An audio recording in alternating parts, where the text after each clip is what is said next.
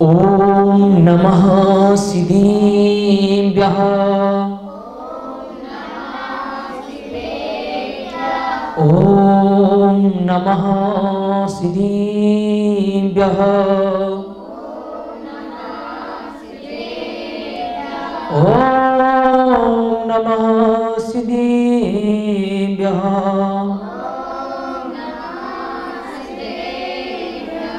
ओम नमो हरिहन्ताय।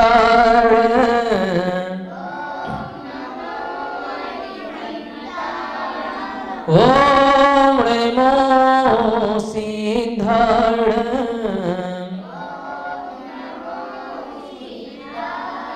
ओम नमो आर्याय।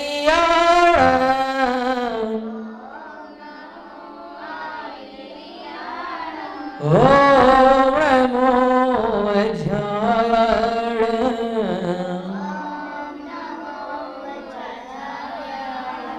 नमो रोए समिषाहूढ़।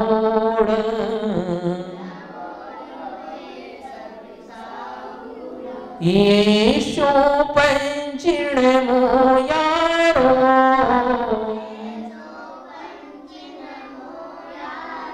सब पापनाशिनो।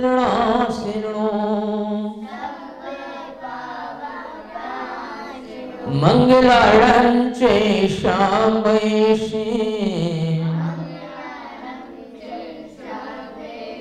परमं हवै मंगलम्।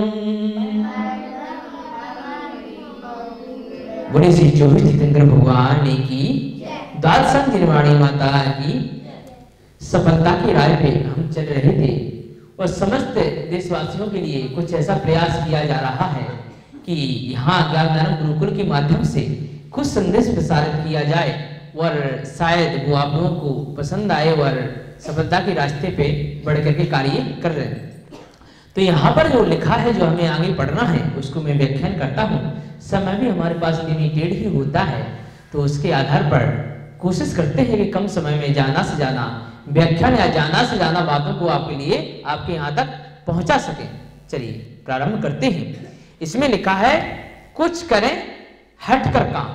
इसका मतलब है कि हर कार्य अगर हम हटकर करने की कोशिश करें तो वो कार्य हमारा सफल होता है, क्योंकि जो तरक्की उन्हीं की ज्यादा दिखती है जो कार्य हटकर के करते हैं।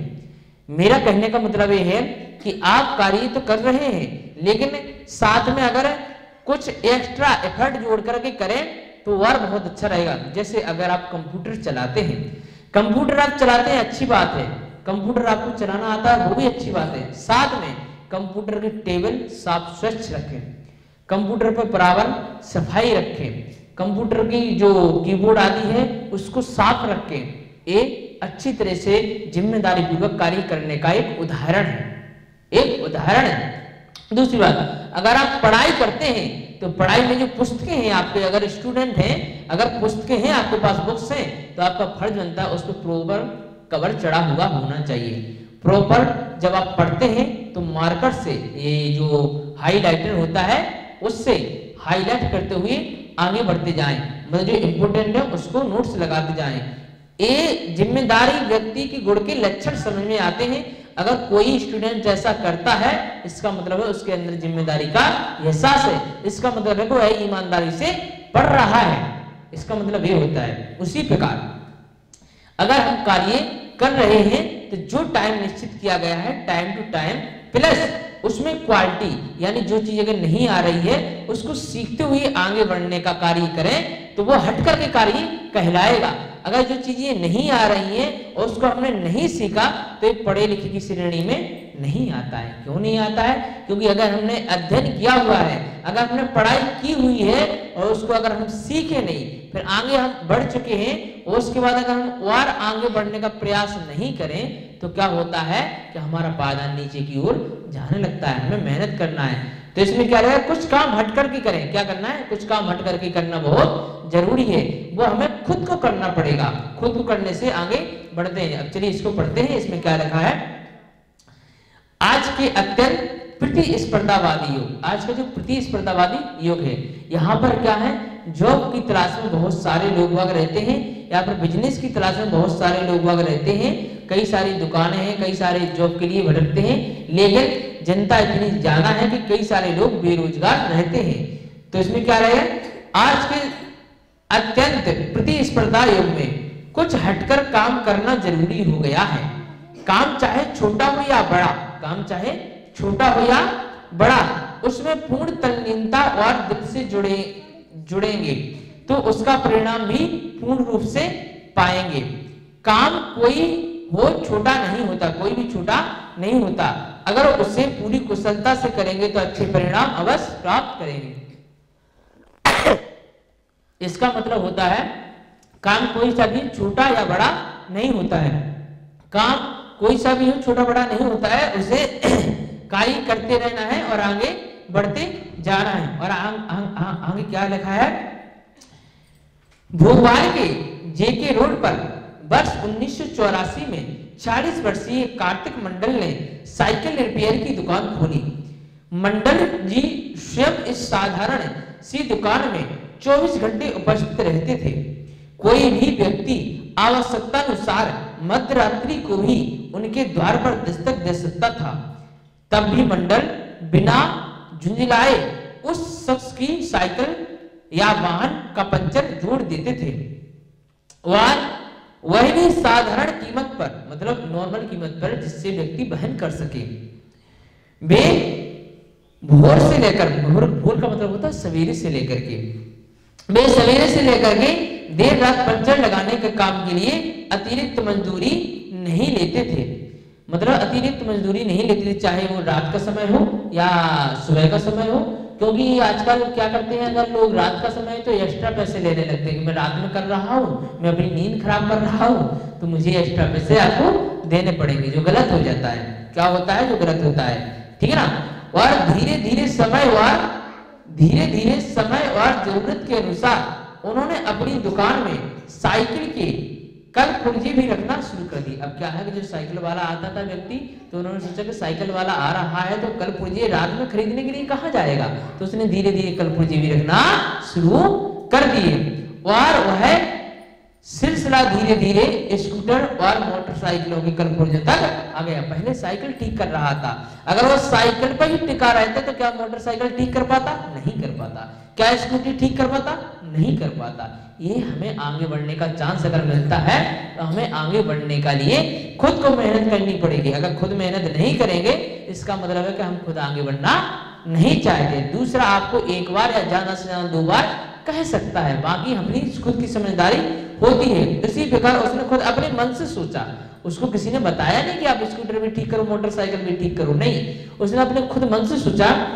और सोचा किस लिए कि कहीं साइकिल वाले जब आधी रात में हमारे पास आते हैं तो मोटरसाइकिल वाले ही बेचारे परेशान होते होंगे, स्कूटर वाले ही बेचारे परेशान होते होंगे। तो मैं देश के लिए, जो भारत देश है हमारा और जो हमें प्राणों से भी प्यारा है, और 26 जनवरी आने वाली है, आज 24 तारीख है, ज्ञान धर्म गुरुकुल के भी बच्चे बहुत तैयारी कर रहे हैं अच्छी तरह से। तो मेरे कहने का मतलब ये है कि अपने भारत देश के लिए जो जन युवा है उसके लिए हम क्या कर सकते हैं। तो उस व्यक्ति ने सोचा कि हमारे जो युवा हैं या जो हमारे लोग बाग हैं वो मोटरसाइकिल के लिए भी परेशान होते होंगे, तो उन्होंने क्या किया, मोटरसाइकिल को भी ठीक करने शुरू कर दिया। उसने सीखा और ठीक करना शुरू करता। देखते ही देखते उनकी दुकान भोपाल की एक पोस्ट क्षेत्र मिनाल रेजिडेंसी में बेहद चर्चित हो गई। मतलब बहुत ज्यादा चर्चित हो गई कि ये बहुत अच्छा कार्य करते हैं। काम उसकी ईमानदारी का फल है, काम उसकी ईमानदारी का फल है। अगर वो यह करता कि रात में एक्स्ट्रा चार्ज लेता, कहीं पुर्जे गलत डाल देता, मतलब सस्ते वाले पुर्जे डाल देता और पैसे ज्यादा लेता, तो शायद वो कुछ समय तक ही टिकता, लेकिन लॉन्ग टाइम के लिए नहीं टिक सकता, लॉन्ग टाइम के लिए नहीं टिक सकता। इसीलिए मैं समस्त देशवासियों के लिए भी कहना चाहूंगा, अगर हम भी अगर टाला मटोली करते हैं तो कुछ समय तक चल सकते हैं। अगर हम टाला मटोली नहीं करेंगे, अपना कार्य ईमानदारी से करेंगे, तो हम बहुत लंबे समय तक चलेंगे। और बहुत आत्मा की जो सफलता का जो रहस्य बताया था स्टार्टिंग में, आत्मा की संतुष्टि में तभी प्राप्त हो सकती है जब हर कार्य ईमानदारी पूर्वक करेंगे। चाहे हमारा किसी के प्रति हो, माता पिता के प्रति हो, परिवार के प्रति हो, स्कूल के प्रति हो, या फिर संस्था के प्रति प्रति हो या फिर समाज के प्रति हो, कार्य किसी के भी प्रति हो, खेती किसानी के प्रति हो, वही ईमानदारी से करेंगे तभी हमें आत्मसंतुष्टि प्राप्त हो सकती है।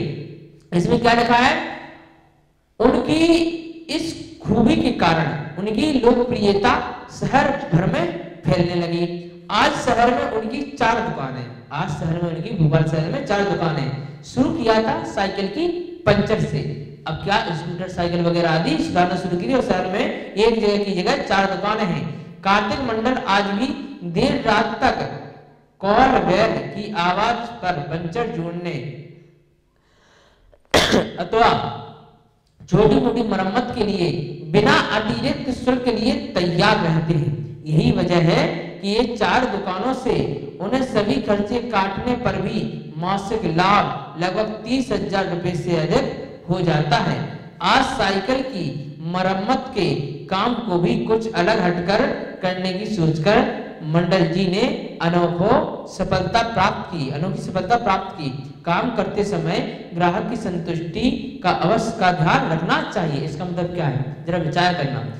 एक कोई गोलगप्पे वाला है, नॉर्मल उदाहरण दे रहा हूँ, कोई गोलगप्पे वाला है तो लोग बाग गोलगप्पे वाले की दुकान पे, उसकी दुकान पे जाना पसंद करते हैं जिसकी ज्यादा से ज्यादा अच्छे होते हैं। उसका कारण ये होता है कि वो अच्छी क्वालिटी का मसाले वगैरह है या फिर कुछ अच्छी तकनीक से बनाता है।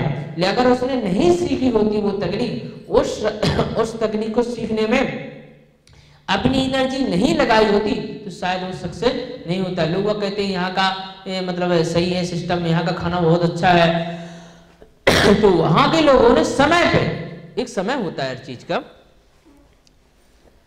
ये मैं समस्त देशवासियों से ये कहना चाहूंगा, हर चीज का एक समय होता है। अगर वो समय निकल गया इसका मतलब है तुमने अपॉर्चुनिटी खो दी। सीखने का समय होता है, कोई चीज खरीदने का भी समय होता है, कोई चीज बेचने का भी समय होता है, कोई शिक्षा ग्रहण करने का भी समय होता है, कोई जॉब करने का भी समय होता है। अगर आपने वो अपॉर्चुनिटी खो दी, पढ़ने का भी समय होता है, तो क्या होता है फिर वो समय वापस नहीं आता है। समय रहते अगर उसने तकनीक को नहीं सीखा होता तो वो आज आगे नहीं बढ़ पाता। चाहे खाना बनाने वाला हो, चाहे कोई ऑफिशियल काम करने वाला हो, चाहे मतलब कोई भी हो, अगर सही तरीके से अगर काम करता है, ईमानदारी से काम करता है तो क्या होता है उसकी तरक्की होना तय है। और आगे क्या लिखा है, प्रबंधन से जुड़े लोगों, प्रबंधन यानी मैनेजमेंट, प्रबंधन से जुड़े लोगों को सिखाया जाता है कि वह पारंपरिक बंधनों से अलग हटकर सोचे, कल्पना के घोड़े दौड़ाए, कल्पना के घोड़े मतलब कुछ अलग अलग नई नई चीजों को सोचे, बंधी बंधाई सोच से अलग हटकर विचार करें। अच्छे विचार वहीं से जन्म लेते हैं। यदि आप नई सिरे से अपनी सोच और कल्पना की दिशा देते हैं तो निश्चित ही जो भी क्षेत्र आप चुनेंगे उसी में सफलता निश्चित मिलनी है। आजकल प्रति परिवार बच्चों की संख्या कम हो रही है, प्रति परिवार बच्चों की संख्या कम हो रही है। ऐसे में आधे से ज्यादा अभिभावक अपने बच्चों को बोर्डिंग स्कूल भेजने में हिचकिचाते हैं, फिर भी वे अपने एकलौते बच्चों को लेकर चिंतित रहते हैं। यही वजह है कि वे अपने बच्चों का हालचाल जानने के लिए बोर्डिंग स्कूल जाने में भी नहीं हिचकिचाते। मतलब जब स्कूल में बच्चा पेरेंट्स भेजते हैं तो उन्हें पता चलना चाहिए क्या बच्चे पढ़ रहे हैं, नहीं पढ़ रहे हैं, कितना पढ़ पा रहे हैं, कितना नहीं पढ़ पा रहे हैं। और इसके बाद इस बढ़ती प्रवृत्ति और अभिभावकों के भ्रम को दूर करने के लिए चेन्नई के विलावो हाई इंटरनेशनल स्कूल ने सभी बच्चों के अभिभावकों को एक प्रपत्र जारी किया। इसमें निर्देश दिया गया था कि अगर वे चाहें तो प्रबंधन द्वारा स्कूल परिसर में बनवाई जा रही इमारत में फ्लैट खरीद सकते हैं। निर्माण के पहले चरण में 134 फ्लैट्स तैयार करने का लक्ष्य था, जबकि दूसरे चरण में वह फ्लैट्स निर्मित होने थे। मतलब क्या है, 134 फ्लैट्स तैयार करने का जो पहले लक्ष्य था। इसके बाद और फ्लैट्स अलग अलग जगह पे तैयार होने थे। इसी तरह तमिलनाडु के धनपुरी स्थित विजय वृद्धाश्रम के प्रबंधन ने अपने ही स्कूल में पढ़ने वाले एक छात्र के बिल्डर अभिभावक से कहा कि वह स्कूल के बगल की जमीन का अधिग्रहण कर फ्लैट्स बनाए और फिर उन्हें अन्य अभिभावकों को बेचे। उपर्युक्त सभी उदाहरणों को देखते हुए कहा जा सकता है कि वे दिन लद गए जब ठेकेदार स्कूल बनाया करते थे, अब तो स्कूल गृह का निर्माण योजनाएं बना रहे हैं। आज हर काम में अलग हटकर सोचने की आवश्यकता है, जो आज भी वही पुराने तरीके से सोचता है और लंबे समय तक जमाने में प्रतिस्पर्धा से नहीं टिक सकता है। जमाने के हिसाब से व्यक्ति की सोच में परिवर्तन होना बहुत जरूरी है। अगर व्यक्ति की सोच अगर संकुचित रहेगी, अगर व्यक्ति की सोच अगर कन्फ्यूजन में रहेगी, तो व्यक्ति आगे नहीं बढ़ सकता है। आज कोई भी एरिया बसाया जाता है या यूं कहें कि नए नए जमीन खरीद करके फ्लैट्स आदि बनाए जा रहे हैं, उसका पहले पूर्णतः मैप बनाया जाता है। पहले ऐसा नहीं किया जाता था। जिसकी जहां जमीन उसने अपना मकान बना के खड़ा किया, बात समाप्त। वो मकान किसी भी आकार का हो सकता है, छोटा बड़ा किसी भी आकार का हो सकता है। अब ऐसा नहीं है। अब जो नई नई टेक्नोलॉजी है, जो शहर आदि बसाए जा रहे हैं, उसमें बहुत चीजों का ध्यान रखा जाता है। वहां पर पार्क होना बहुत जरूरी होता है ना। इसके बाद में उनके खेलने का मैदान बहुत जरूरी होता है। तो जो गाजियाबाद है, एनसीआर है, या जो बड़े बड़े फ्लैट्स आदि हैं, तो अब इन चीजों का ध्यान आजकल रखा जा रहा है। तो कहने का मतलब ये है कि नई नई सोच के लिए क्या किया जा रहा है, कार्य किया जा रहा है। अगर कोई ये सोचे कि मैं इसमें माथा क्यों मारूं, तो ये गलत हो जाएगा। ना तो देश का डेवलपमेंट होगा और ना ही व्यक्ति का रोजगार चलेगा, ना व्यक्ति ज्यादा दिन तक अपनी एक प्रतिस्पर्धा या स्पर्धा के ऊपर टिक सकता है। आज के जमाने में जो पार्किंग भी नीचे बना देते हैं और फ्लैट्स बहुत ऊंची ऊंचाई तक तैयार कर देते हैं। तो वो जो टेक्नोलॉजी अपनाई जाती है, तो वह इसका परिणाम होता है कि रहने की कम जमीन में ज्यादा से ज्यादा लोग व्यवस्थित तरीके से रह पा रहे हैं। इसकी वजह से क्या होता है, मल्टी स्टोरी जो बिल्डिंग बनती है, इसका जो प्रॉफिट होता है वो ये होता है कि कम जमीन में ज्यादा से ज्यादा लोग रह रहे हैं। अदरवाइज जो खेती की जमीन हमारे पास है वो लिमिटेड ही है भारतवर्ष में। वरना अगर हर व्यक्ति अगर जमीन ले लेके रहेगा तो बहुत सारी खेती की जमीन हमारी बर्बाद हो जाएगी। इसका मतलब है कि बहुत सारी जमीन जो खेती में से चली जाएगी, फिर जो हमारा उत्पादन हो रहा है वह भी कम हो जाएगा। और जैसे अगर दिल्ली में मेट्रो की बात करें, नॉर्मल बात है, तो वो भी अगर टेक्नोलॉजी लाई है तो उसमें समय का बचाव कर करके, समय का बचाव होने के बाद व्यक्ति ज्यादा से ज्यादा अपना कार्य में समय लगा रहा है।